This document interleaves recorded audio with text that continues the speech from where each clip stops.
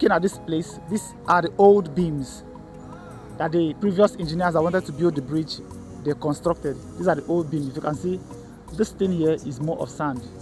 This thing is nothing to write home about. Even the reinforcement is nothing to write home about. But let's look at the new one, the new column. You cannot compare this to this in any way.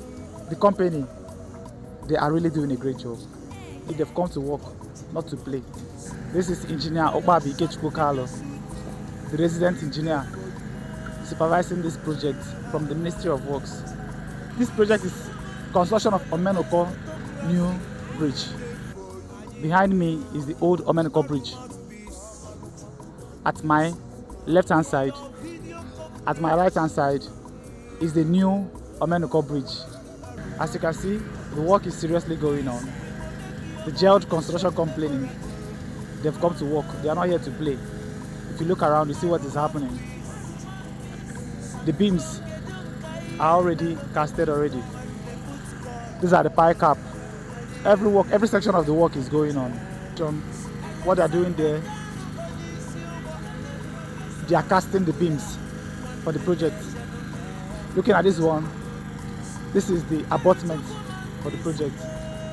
Looking at this one, this is the pier 1. They've already casted the pie cap up there. Over there are several other beams that are casted already. So as you can see, the work is going on to the glory of God. All thanks goes to our able governor, Dr. Alex Soti, and our commissioner, Engineer Don Etumchere, the Ministry of Works engineers at large. Come here in November, you'll be seeing the new OMENUKO bridge standing.